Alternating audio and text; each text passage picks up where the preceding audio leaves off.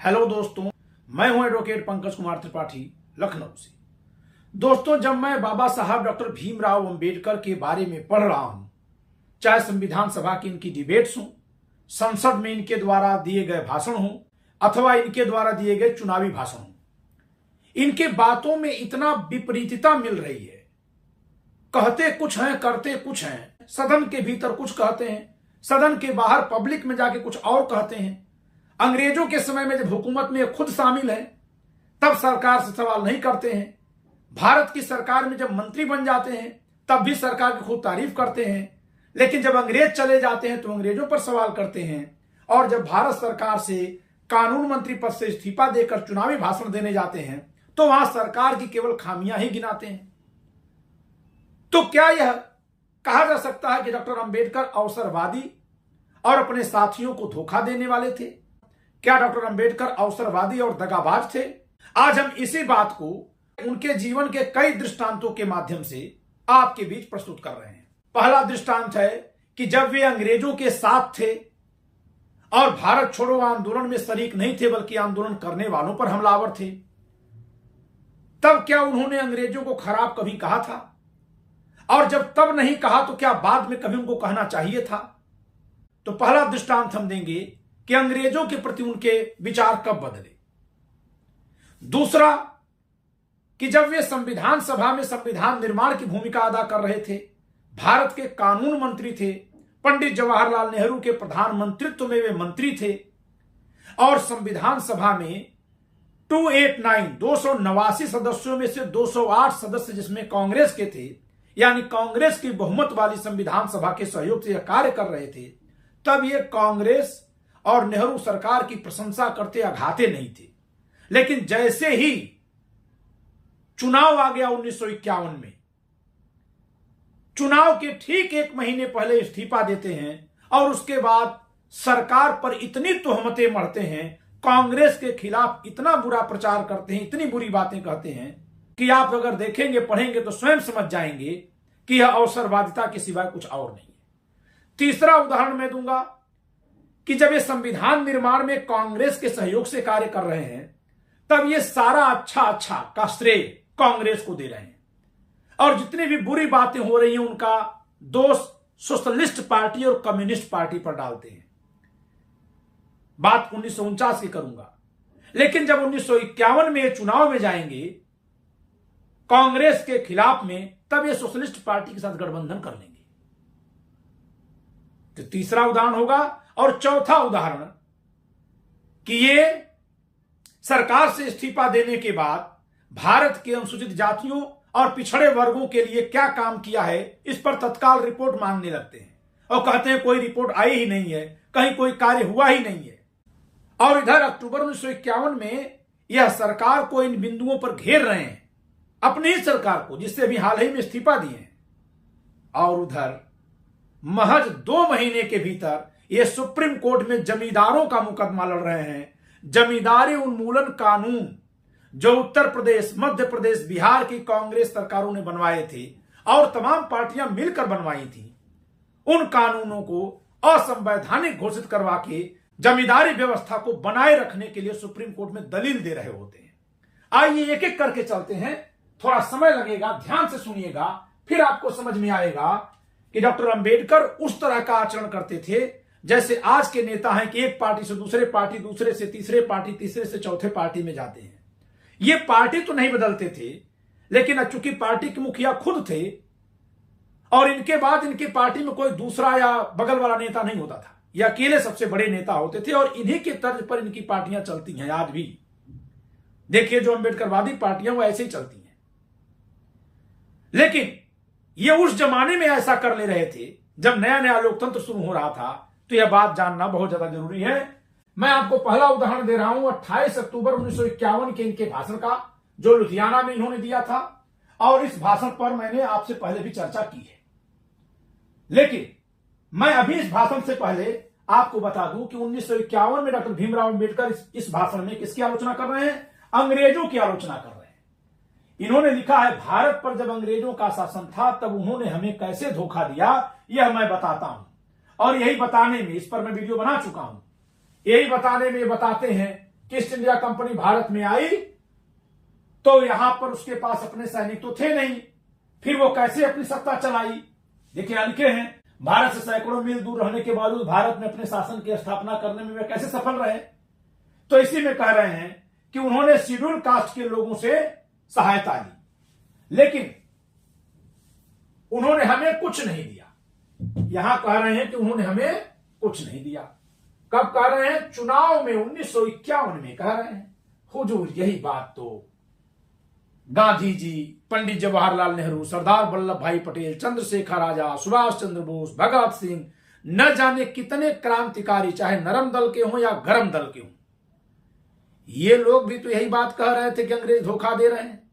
लेकिन तब यही बाबा साहब 1942 के जुलाई में वायसराय की परिषद में मंत्री बन गए थे, सदस्य बन गए थे। और 1942 से कब तक थे वहां? 1946 के सितंबर तक थे। 4 साल 2 महीने, 4 साल 2 महीने। तब इनको अंग्रेजों से सवाल पूछना नहीं आया था। एक भी इनका सवाल दिखा दीजिए डॉक्टर भीमराव अंबेडकर का कि उस समय ये अंग्रेजी सरकार पर कहीं कोई हमला बोले हों, कहीं कोई सवाल पूछे हों। एक भी सवाल नहीं पूछते थे। बल्कि उन दिनों के इनके चुनावी भाषणों को आप पढ़ेंगे, आपको मिलेंगे इनके चुनावी भाषण। संविधान सभा के गठन के ठीक पहले विधानसभाओं के चुनाव हुए थे 1946 में, जब ये वायसराय के परिषद के सदस्य थे। तो वर्ष 1946 के जनवरी फरवरी में जो इन्होंने चुनावी भाषण दिए हैं, उसमें एक शब्द भी अगर इन्होंने अंग्रेजी सरकार पर हमला बोलने वाला बोला हो, नहीं मिलेगा आपको। सारा हमला महात्मा गांधी, जवाहरलाल नेहरू, सरदार वल्लभ भाई पटेल, कांग्रेस, सारा हमला इनका इन पर था। और सारी तारीफें ब्रिटिश सरकार की थी जब ये 1946 का चुनाव लड़ रहे थे। और जब 1951 का चुनाव लड़ रहे हैं, तब ये अंग्रेजी सरकार पर तोहमत मढ़ रहे हैं कि उन्होंने हमें धोखा दिया। अरे आप किसको धोखा दे रहे हैं हुजूर? ये भी तो सवाल होगा ना। आप जरा देख लीजिए, ये अपने लोगों से कहा है, अपने लोगों का मतलब अछूत समाज के लोग। मैं इस बात की ओर आप सबका ध्यान दिलाना चाहता हूं कि भारत में शासन की स्थापना करने में हमने जिन लोगों की मदद की, उन्होंने भी हमारे साथ बुरा व्यवहार किया। अंग्रेजों की खातिर हमारे पूर्वजों ने लड़ाइयों में अपनी जानें गंवाई, और उसके बदले में हमें क्या मिला, किसका लाभ हुआ? शेड्यूल कास्ट के लोगों द्वारा मदद प्राप्त करने के बावजूद उससे होने वाले लाभ ब्राह्मण और अन्य सवर्ण हिंदुओं ने उठाए। अंग्रेजों ने उनके बच्चों को ही पढ़ाया, उनके बच्चों को पढ़ाया, और आपको सीधे मंत्री बना दिया। अरे हुजूर, ये सवाल जब आप मंत्री से तब पूछे होते। बल्कि आपसे सवाल यह होना चाहिए कि दलित समाज के जो लोग वजीफा लेकर के विदेश गए थे पढ़ने, वे लोग कहां गए? उनका नाम आना चाहिए। दोस्तों, आप सबके बीच उनका नाम अब लाया जाना जरूरी है, खोजा जाना जरूरी है कि कौन लोग थे जो उस समय जब देश गुलाम था, उस समय सरकारी पैसे से गए थे विदेश पढ़ने, और विदेश पढ़कर वे कहां गए? उन्होंने देश को कौन सा लाभ दिया? क्योंकि डॉक्टर भीमराव अंबेडकर का विचार यही था कि अगर सरकार के पैसे से दलित समाज के लोग विदेश से पढ़कर आएंगे तो यह समाज आगे बढ़ेगा। तो ये अपनी कोई खामी नहीं गिनाएंगे, अपने लोगों पर कोई सवाल नहीं करेंगे। क्यों? क्योंकि ऐसा कर देंगे तो ये राजनीति नहीं चलेगी। हर समाज में अच्छे बुरे लोग हैं दोस्तों, हर समाज में अच्छे बुरे हैं। लेकिन जब पोलराइजेशन करना होता है किसी नेता को, तो वह क्या करता है?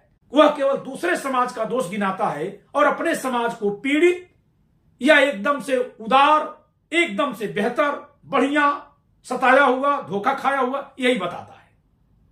लेकिन जिस समय 1951 में अपने लोगों के बीच ये भाषण दे रहे हैं कि अंग्रेजों ने उनके बच्चों को ही पढ़ाया, यानी ब्राह्मणों और सवर्ण हिंदुओं, और यहां सवर्ण से तात्पर्य आज के जो बैकवर्ड हैं वे भी हैं, क्योंकि उस समय अछूत के बाद जो थे सब सवर्ण थे, और हर तरह की आर्थिक मदद उन्हें दी। हमारे लोगों की तरफ ध्यान ही नहीं दिया गया। परिणाम स्वरूप गरीब बेचारे शेड्यूल कास्ट के लोगों की बदौलत सवर्ण हिंदू संपन्न हो गए। सवर्ण हिंदू संपन्न हो गए अंग्रेजी राज में, और फिर भी यही सवर्ण हिंदू असहयोग आंदोलन किए, सविनय अवज्ञा आंदोलन किए, भारत छोड़ो आंदोलन किए, और उस समय जिस शेड्यूल कास्ट के लोग पीड़ित थे उसके सबसे बड़े नेता ये बाबा साहब अंग्रेजों के साथ उनकी वायसराय की परिषद में सदस्य होकर बैठे थे। मैं इनको अवसरवादी कहूं, धोखेबाज कहूं, दगाबाज कहूं, मैं क्यों कहूं? आप यहां पढ़िए, सुनिए और मूल्यांकन करिए।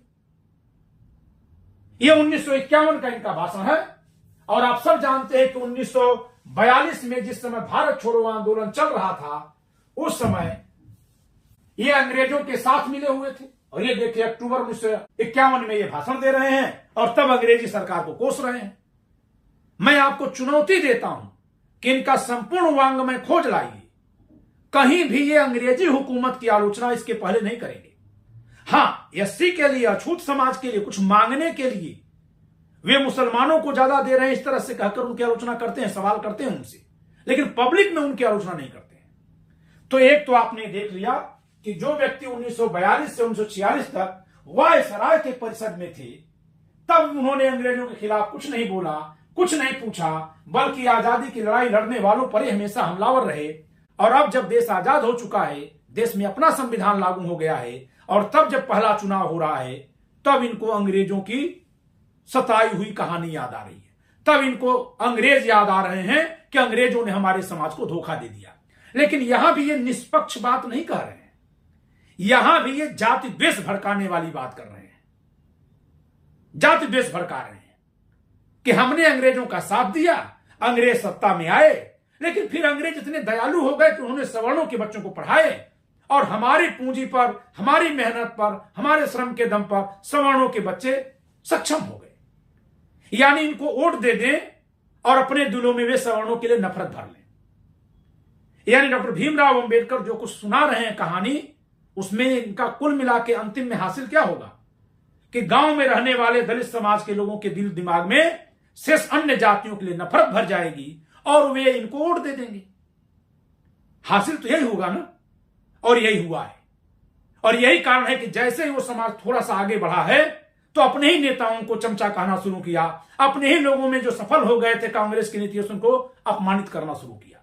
वो जहर किसने भरा था? वो जहर डॉक्टर अंबेडकर ने भरा था। आप उनके भाषणों को पढ़ लीजिएगा।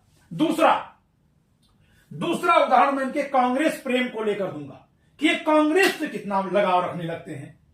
इसके लिए मैं इनका 25 नवंबर 1949 का संविधान सभा में दिया गया भाषण आपको सुनाता हूं। संविधान सभा में जब ये भाषण दे रहे हैं तो ये कांग्रेस की जमकर तारीफ करते हैं और यहां ये शिकायत किसकी करते हैं? यहां ये शिकायत करते हैं कम्युनिस्ट पार्टी और सोशलिस्ट पार्टीज की। जितनी भी पार्टियां हैं कम्युनिस्ट और सोशलिस्ट, पहले कांग्रेस की जो तारीफ कर रहे हैं ये बता दूं क्या कर रहे हैं। इसके पहले कहीं भी इनकी कांग्रेस की तारीफ किया हुआ भाषण आप सुनाइए। तो यहां तारीफ क्यों कर रहे हैं? संविधान सभा में बैठे हैं, कांग्रेस ने ही संविधान सभा में लाया है, जिसको आमतौर पर लोग ड्राफ्टिंग कमेटी कहते हैं, मसौदे की जांच कमेटी उसको कहा जाना चाहिए। तो संविधान के मसौदे की जो जांच कमेटी है उसमें रखा है, उसका अध्यक्ष बनवाया है, देश का कानून मंत्री बनाया है। इस नाते यहां ये कांग्रेस की तारीफ में बातें कर रहे हैं। लेकिन जैसे ही 1951 में ये चुनाव में जाएंगे तो 1947 से जब से ये मंत्री हैं तब से 1951 तक जब तक ये रहे हैं उस दौर में कांग्रेस ने सब बुरा ही किया, यही कहकर जनता में वोट मांगेंगे। लेकिन अभी नवंबर 1949 में ये कांग्रेस की कितनी तारीफ कर रहे हैं जरा पढ़िएगा। ये संविधान सभा की डिबेट जो 25 नवंबर 1949 को हुई थी उसका ये सरकारी विवरण है और ये लिख रहे हैं कि सभा में कांग्रेस पक्ष की उपस्थिति ने इस उपद्रव की संभावना को पूर्णतया मिटा दिया। उपद्रव किस बात का? ये कह रहे हैं कि संविधान के विषयों को लेकर अलग अलग दलों में मतभेद था, लेकिन क्योंकि कांग्रेस का बहुमत था इस नाते कोई उपद्रव नहीं हो पाया। यानी अन्य पार्टियां अगर बहुमत में होती तो उपद्रव होता। तो आगे क्या लिख रहे हैं जरा देखिएगा। सभा में कांग्रेस पक्ष की उपस्थिति ने इस उपद्रव की संभावना को पूर्णतया मिटा दिया और इसके कारण कार्यवाहियों में व्यवस्था और अनुशासन दोनों बने रहे। कांग्रेस पक्ष के अनुशासन के कारण ही मसौदा समिति यह निश्चित रूप में जानकर कि प्रत्येक अनुच्छेद और प्रत्येक संशोधन का क्या भाग्य होगा इस संविधान का संचालन कर सकी। अतः इस सभा में संविधान के मसौदे के शांत संचालन के लिए कांग्रेस पक्ष ही श्रेय की हकदार है, श्रेय के अधिकारी है। कांग्रेस की तारीफ। इसी भाषण में आप कहेंगे समापन भाषण में प्राय लोग सबकी तारीफ करते हैं, तो संविधान सभा में अपने समापन भाषण में कांग्रेस की तारीफ कर रहे हैं, संभवतः इसलिए कि भी मंत्री पद पर रहना है। लेकिन जब यही समापन भाषण ये देंगे अपने कानून मंत्री के रूप में आखिरी भाषण, तो 12 पन्नों में कांग्रेस पंडित जवाहरलाल नेहरू और उस सरकार की निर्ममता से आलोचना करेंगे, केवल सवाल पे सवाल उठा देंगे, मानो उस समय सरकार एकदम स्थिर थी, देश में सब कुछ शांत था और कोई कार्य किया ही नहीं गया, ऐसे सवाल उठाएंगे। तो मैं तो यह मान रहा हूं कि यहां ये कांग्रेस की तारीफ इसलिए कर रहे हैं क्योंकि संविधान लागू होने के बाद भी इनको मंत्री बनकर भी 2 साल रहना है। तो आगे चलिए, अब इसी में देखिएगा, इसी भाषण में ये कैसे शिकायत करेंगे अन्य पार्टियों की। ये देखिए, इस पन्ने पर भाषण वही चल रहा है। इस संविधान की निंदा अधिकतर 2 क्षेत्रों से की जाती है, साम्यवादी पक्ष द्वारा और समाजवादी पक्ष द्वारा। वे क्यों इस संविधान की निंदा करते हैं? क्या इसलिए कि यह संविधान वास्तव में खराब है? मैं यह कहने का साहस करता हूं कि नहीं है। साम्यवादी पक्ष श्रमिकों की तानाशाही के सिद्धांत पर आधारित संविधान चाहते हैं। वे संविधान की इस कारण निंदा करते हैं कि यह संसदीय लोकतंत्र पर आधारित है। समाजवादी 2 बातें चाहते हैं। पहली बात जो वे चाहते हैं वह यह है कि यदि उनके हाथ में शक्ति आ जाएगी तो बिना प्रतिकर दिए ही सारी निजी संपत्ति के राष्ट्रीयकरण करने या समाजीकरण करने की स्वतंत्रता संविधान द्वारा उन्हें मिलनी चाहिए। और दूसरी बात समाजवादी यह चाहते हैं कि संविधान में वर्णित मूलाधिकार निरपेक्ष तथा बिना किसी परिसीमा के होने चाहिए, जिससे कि यदि उनके पक्ष के हाथ में शक्ति आ जाए तो उन्हें आलोचना करने के लिए ही नहीं वरन राज्य को उलटने तक के लिए भी पूरी आजादी मिल जाए। अब आप सोचिए दोस्तों कि जिस समाजवादी दल की ये इस तरह से आलोचना कर रहे हैं, सोशलिस्ट पार्टीज की, इसी सोशलिस्ट पार्टी के साथ ये 1951-52 का चुनाव लड़ते हैं, महाराष्ट्र में गठबंधन कर लेते हैं। यह अलग बात है कि ये भी हारते हैं और सोशलिस्ट पार्टी भी जो इनके साथ जहां जहां लड़ी थी हार जाती है। लेकिन संविधान सभा में तो ये कह रहे हैं कि सोशलिस्ट पार्टी संविधान को ही नहीं पसंद कर रही है। अब जरा इसमें सोशलिस्ट पार्टी की आलोचना किस बात पर की है उस पर जरा जोर देते हैं। यहां देखिए, लिख रहे हैं, पहली बात जो ये चाहते हैं कि यदि उनके हाथ में शक्ति आ जाएगी तो बिना प्रतिकर दिए सारी निजी संपत्ति के राष्ट्रीयकरण करने या समाजीकरण करने की स्वतंत्रता संविधान द्वारा उन्हें मिलनी चाहिए, यानी जमींदारी का उन्मूलन हो तो बिना मुआवजे के हो। सोशलिस्ट पार्टी ये चाह रही है। कांग्रेस चाहती थी कि मुआवजा दे करके हो और वही कानून बना था। लेकिन जब ये इस्तीफा देते हैं कानून मंत्री से, कौन? डॉक्टर भीमराव अंबेडकर, तो ये सुप्रीम कोर्ट में जमींदारों की ओर से मुकदमा लड़ते हैं और कहते हैं कि जमींदारी उन्मूलन होना ही नहीं चाहिए, यह संविधान के खिलाफ है। 9 दिसंबर 1951 और संभवतः 5 या 9 मार्च 1952 2 बार इन्होंने बहस की है सुप्रीम कोर्ट में। बिहार राज्य बना महाराजा कामेश्वर सिंह 1952 का मुकदमा आप गूगल करके सर्च कर लीजिएगा। उस मुकदमे में जो पैरा 9 है, 9वें पैरे में डॉक्टर अंबेडकर की बहस और इनका नाम लिखा हुआ है, आप पढ़ लीजिएगा। तो वही डॉक्टर भीमराव अंबेडकर जो समाजवादी पार्टी को बिना मुआवजा के अधिग्रहण कर लेने वाले विचार का मानते हैं और खुद सुप्रीम कोर्ट में जाकर कहते हैं कि मुआवजे के बावजूद भी अधिग्रहण नहीं होना चाहिए, और जिस समय वहां सुप्रीम कोर्ट में बहस कर रहे हैं उसी समय चुनाव में इस पार्टी से गठबंधन किए हुए हैं।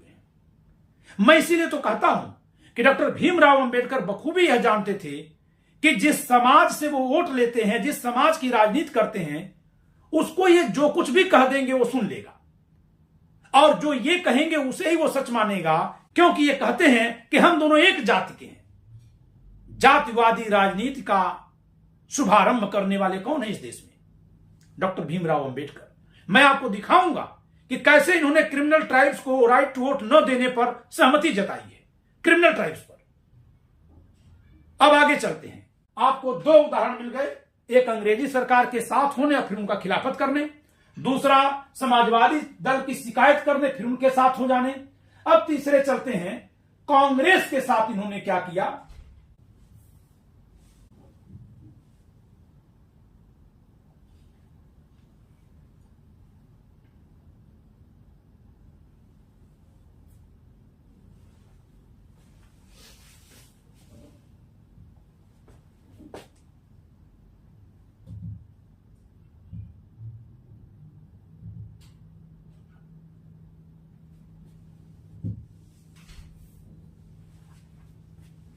तो तीसरा पॉइंट भी इसी से स्पष्ट हो गया होगा कि ये कांग्रेस की शिकायत करते रहते हैं जब अंग्रेजी सरकार में शामिल थे, और जब संविधान सभा में आ गए तो कांग्रेस की तारीफ करते हैं, और फिर ये कांग्रेस की शिकायत करेंगे 1951 के चुनाव में जाने की।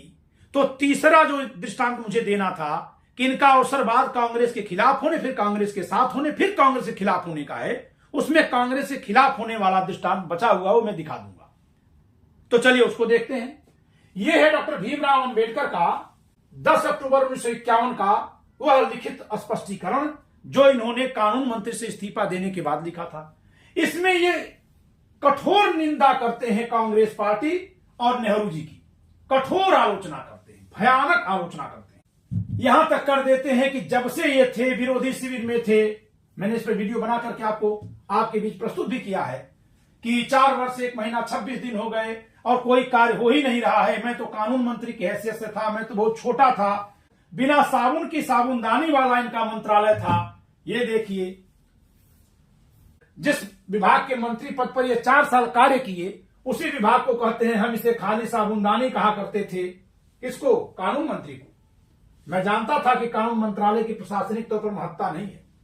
ये देखिए, तो ये पूरा ही लेख इन्होंने जो 10 अक्टूबर 1951 को लिखा था वो नेहरू सरकार के खिलाफ लिखा था, उस सरकार के खिलाफ जिसमें ये खुद 4 साल थी। उस 4 साल में वो भी साल है जब ये संविधान सभा में भाषण दे रहे हैं, जिसमें कांग्रेस पक्ष को श्रेय दे रहे हैं। इसी 4 साल में सारी रियासतों का विलय हुआ है। इसी 4 साल में सारे राज्यों में जमींदारी उन्मूलन कानून बने हैं। यह जान लीजिए दोस्तों। इसके अलावा भले हिंदू बिल संसद में नहीं पारित हुआ, लेकिन इसी दौरान तमाम राज्यों में कांग्रेस सरकारों ने अपने स्तर पर हिंदू कोड बिल पारित करवा दिए थे। वो सब 1955-54 की बहस में आएंगे। जैसे कॉमन सिविल कोड उत्तराखंड सरकार ने पारित कर दिया है, भाजपा की सरकार ने। तो भले ही भाजपा की नरेंद्र मोदी सरकार भी संसद से नहीं पारित करवा पाई, लेकिन अगर भाजपा एक पार्टी की बात कही जाएगी तो यह माना जाएगा ना कि वो कॉमन सिविल कोड पारित करवाने पर प्रयास कर रही थी, कि यह माना जाएगा कि उत्तराखंड की सरकार तो पारित करवा दी, नरेंद्र मोदी तो पारित ही नहीं करवाना चाहते थे।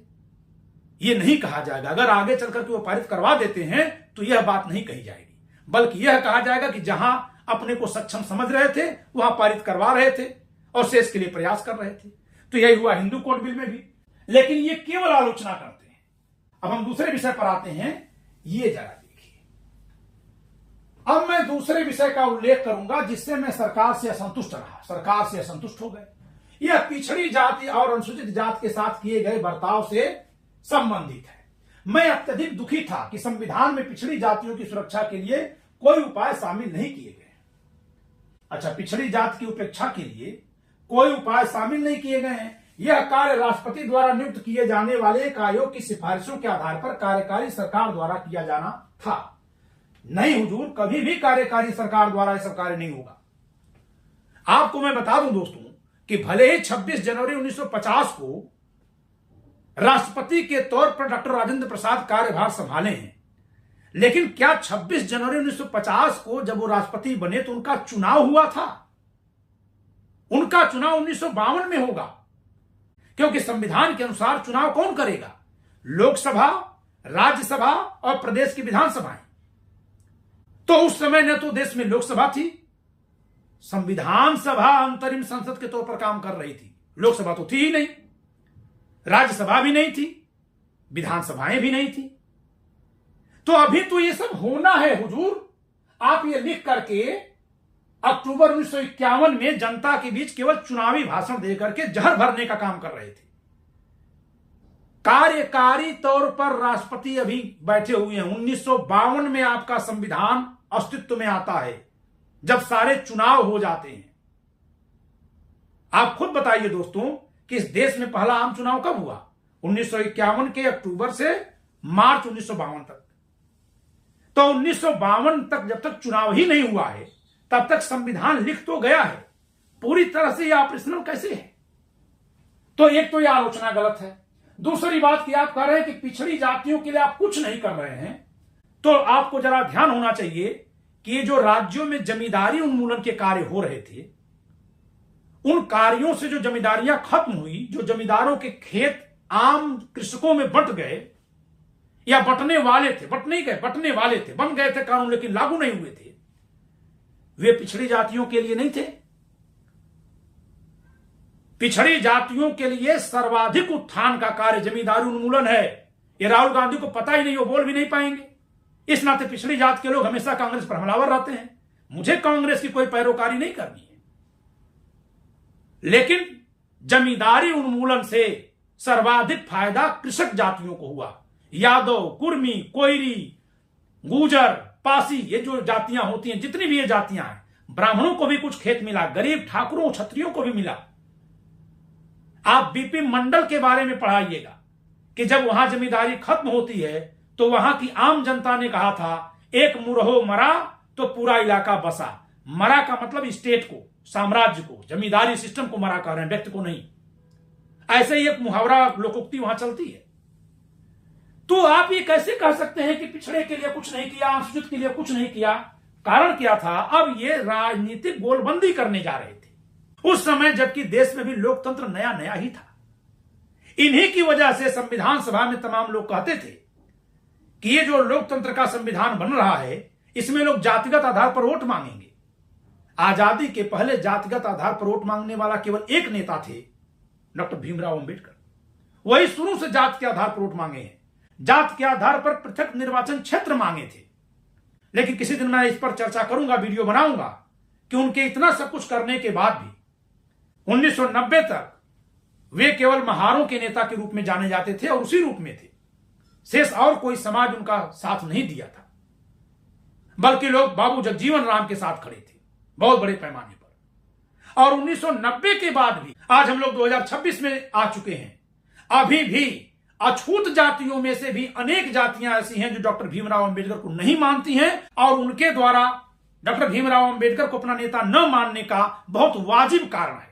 मैं उन कारणों पर चर्चा करूंगा, प्रकाश डालूंगा। लेकिन मैं यहां पर ध्यान दिलाना चाह रहा हूं कि 10 अक्टूबर 1951 को डॉक्टर भीमराव अंबेडकर जो पिछड़ी जातियों शब्द का प्रयोग कर रहे हैं, जबकि संविधान में पिछड़ा वर्ग लिखा था, पिछड़ी जातियों शब्द का प्रयोग कर रहे हैं, और 2 महीने में एक दिन कम 9 दिसंबर 1951 को यही डॉक्टर भीमराव अंबेडकर वकील बन जाएंगे, सुप्रीम कोर्ट में जाएंगे और उत्तर प्रदेश के जमींदारों की ओर से दलील देंगे कि जो जमींदारी उन्मूलन कानून बन रहा है, इसे रोक दिया जाए, इसे शून्य घोषित किया जाए, असंवैधानिक किया जाए।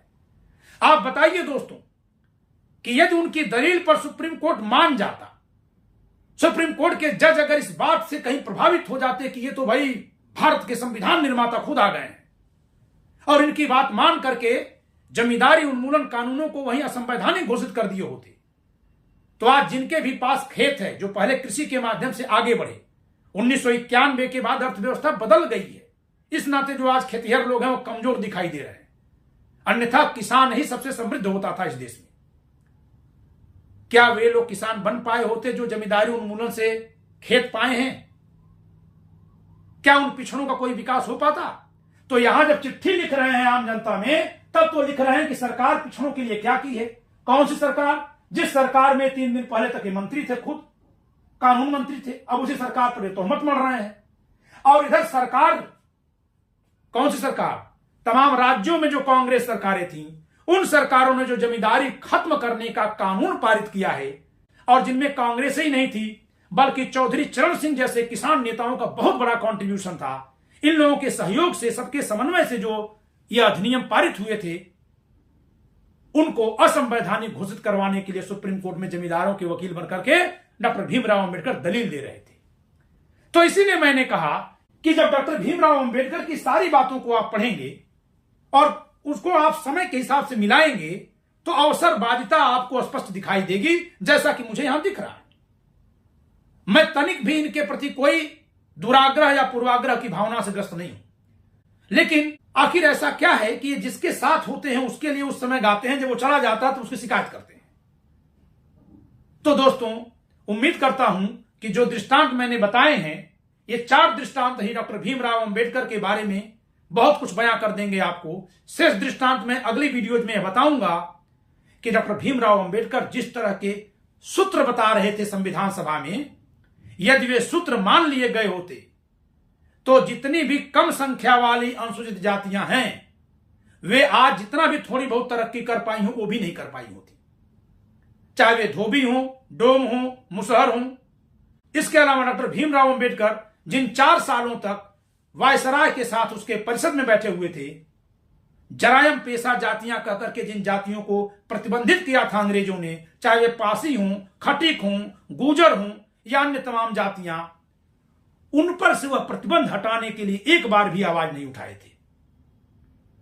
तो भी बहुत सारे दृष्टांत हैं जिनको मैं सामने लाऊंगा और तब आपको स्पष्ट होगा कि आखिर क्यों अनुसूचित जाति में से भी तमाम जातियों के लोग डॉक्टर भीमराव अंबेडकर को अपना नेता नहीं मानते हैं। चमार जात के लोग, जाटव जात के लोग क्यों मानने लगे, इसका भी मैं खुलासा करूंगा। इस सब के पीछे तथ्य है और यह भी मैं बताऊंगा कि इनकी राजनीति से चलने पर अब तक क्या मिला और आगे क्या मिलेगा। यह सब विवेचना होगी। इस वीडियो में इतना ही। वीडियो लाइक करिएगा, शेयर करिएगा, चैनल सब्सक्राइब न किया सब्सक्राइब करिएगा। जय संविधान।